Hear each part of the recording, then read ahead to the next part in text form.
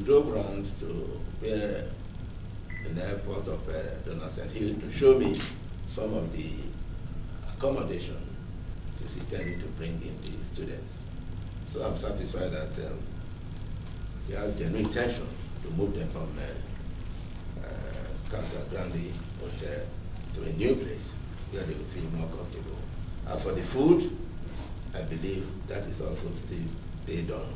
And for medicals, I've advised that there should be a doctor who will be seeing them from time to time, so that whenever there is need for any of them to see a doctor, there's a doctor available. They asked for ambulance to be attached. I said no. Ambulance is not ambulance for exceptional cases.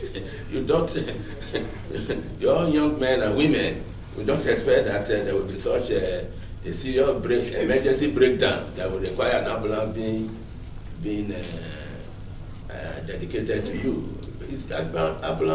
Ambulances are dedicated to hospitals. You are not running an hospital in your hostel or a hotel, as the case may be. So I objected to that, but I did accept that, well, they should be satisfied with a doctor seeing them either 2 days or 3 days in the way. Don't come around to see whether there are cases. So in all, I believe we're on course. I've also visited the school, and the principal and all concerned are very eager to do their best to give the desired training so that the student will acquire the skills they have come here for. I have no doubt that with the support of all, particularly the government and people of Barbados, and they have demonstrated, and even the press, this important initial step we have taken will bear fruits of abundance for all of us.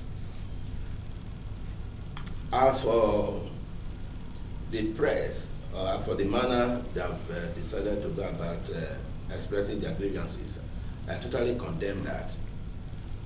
I totally condemn that. If we send, as a government, we send them here. If there are issues they are not satisfied with, I expect them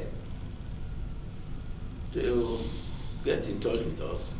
Then we'll get in touch with Donald Hill, with whom we had a contract. He's the only person we had a contract with respect to this program, and not any other person. Any other person hovering around is a meddlesome interloper. I have no business, a stranger. So if there are issues concerned with this program, which the students feel badly about, they should get in touch with us, and not with a lawyer or anybody at the first port of call. If there's need for a lawyer, we will brief the lawyer. The government will brief lawyer, not students. And to me, we have not got to that point. Nothing has got amiss with this program. The program is of course, and as a government, we will support it fully and ensure that this program is succeed. Not only for the benefit of the students, but for the benefit of the Barbados and Delta State, so that they will return with their skills to help to drive the policy of Delta State beyond oil and be job creators rather than job seekers, and help to generate opportunities for jobs and wealth for our people. This is the bottom line of this program and of my findings so far. I think this was part of the disappointment, because it is a very different atmosphere anywhere around St. Lawrence Gap and Oldbury, St. Philip. But it doesn't mean that Barbadian students don't go to school from there. They're now starting, we were delayed because of the challenges and all that, but they have started their program, their orientation and so on. So a lot of that extreme discontent has also died down. And as people begin to understand, they're here as tourism students. They Google, they understand what is the peak season and occupancy rates and ratios and so on. And they're beginning to understand that it will be some months. It is still the winter. This is still our peak season. And to get rooms for 90 people is not something an operation one does overnight. So to get the hotels that we had first done, it took us months. So, and we're now here, we're sitting in Barbados, it is a peak period, and we're very thankful for Mrs. Ram that she was able to open her doors on very little notice. No one else would have been able to do that and was interested in doing that, and has bent over backwards to see that they could be made as comfortable as possible, bring rooms into service with days' notice. So I have to express my gratitude to her. The place, in terms of for students being in a lively setting and so on, clearly we understand that.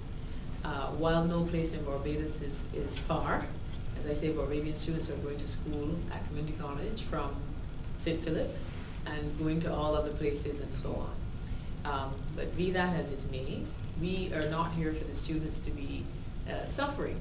We want them to come, to be in a good atmosphere that is conducive for their learning, to be able to meet other Barbadians, and also, aside from the academic pursuits, to engage in the culture of the country, which I know they will enjoy.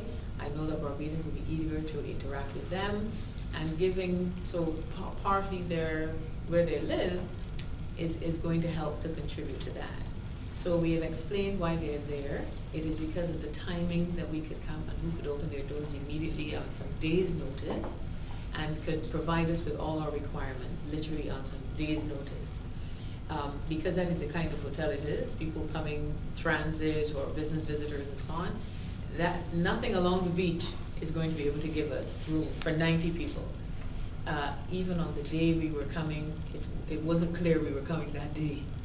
So not many hotels would have been able to deal with that uncertainty, so we're grateful to have found one. We were also told we might have been there for just under a month, something like the mid-January. Within days, the January date was no longer possible. February was no longer possible.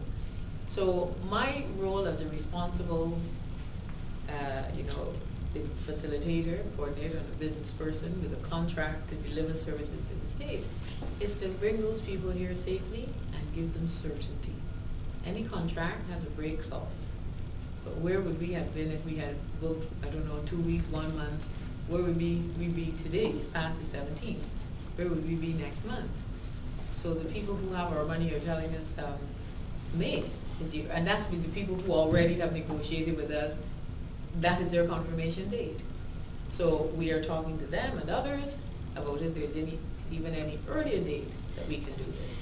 But those are the restrictions that we work around, and I think the students are now, certainly from the meeting we had with His Excellency and the students, understanding that. All right, you was missing. Well, as far as we are concerned,